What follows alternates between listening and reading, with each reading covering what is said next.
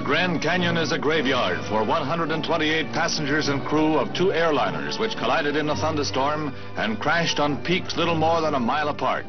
The impact reduced the wreckage to carbonized smears of paint and metal. None survived. It was the worst commercial air disaster in history. Some experimental black box and pilot voice recorders were used by the military during the Second World War.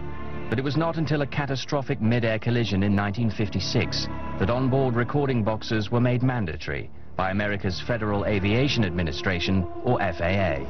A major accident above Grand Canyon imposed the FAA and the NTSB to ask for all the airlines to be equipped with audio recording system. Since the mandate of cockpit voice recorders, hundreds of reports have been made of strange lights, near-miss collisions, and radar tracking of unidentified flying objects.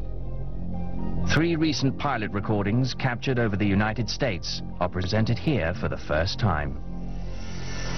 One of the most fascinating cases is Lufthansa 405 out of JFK November 18th, 1995, where they saw a UFO across Long Island. The 18th of November 1995. While flying over Long Island, New York, Lufthansa Flight 405, traveling from New York en route to Frankfurt, made a disturbing call to Boston Air Traffic Control. The pilots reported an unidentified flying object passing within 3,000 feet of their plane. It should be on our tail about 10 minutes. We passed it just 1 minute ago and it was looking strange. The UFO was described as a long cylindrical object with a white light on the front and a long green comet tail. The strange UFO was also seen by British Airways Flight 226, a 747 flying from London that was just north of the object.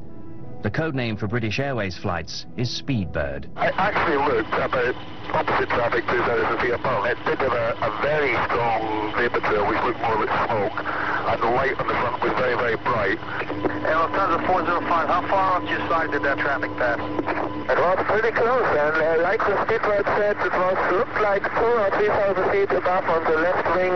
Just one looked like a UFO.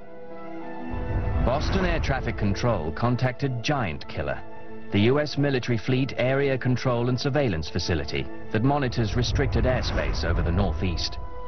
They got anything flying out in the area? Negative 105 turned over. Well, then I just had a couple of UFO reports. Oh, is that right?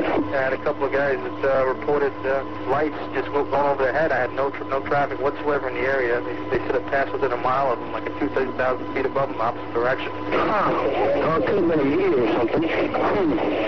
We don't have any aircraft out there. Both pilots confirm the object has glowing lights. The object has a green vapor trail, not like any vapor trail they've ever seen. Both pilots immediately questioned the idea that the UFO they had seen was a meteor. Lufthansa 405, so you would say that it definitely wasn't a meteorite? I don't know.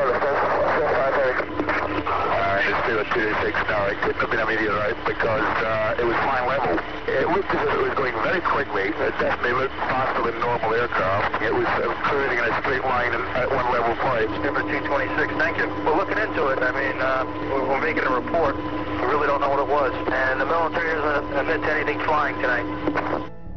While the authenticity of this recording is not in question, the FAA and the airlines have never commented on this mysterious incident. 2 years later, Boston would be the epicenter of another strange encounter between pilots and UFOs. But this time, the encounter would involve a near-miss collision. The incident was captured on tape by the aircraft's black box recorder.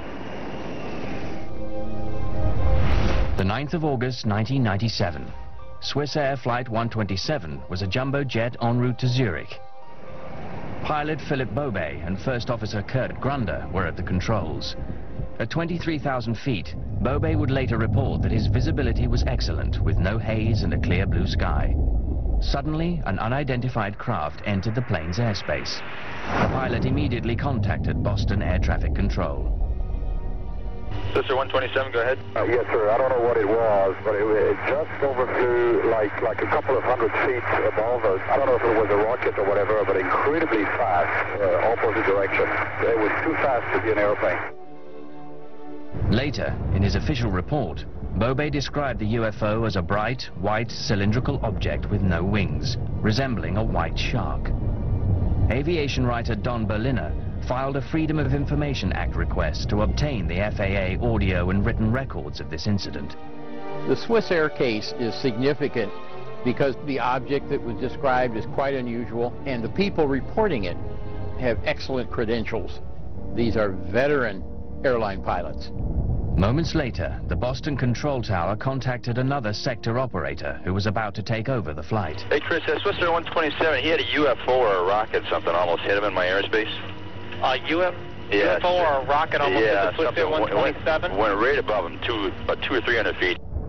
The pilot's official incident report classified the object as a UFO. However, the National Transportation Safety Board and the FAA concluded that the object seen by Swissair 127 was a weather balloon launched by the military at about the same time.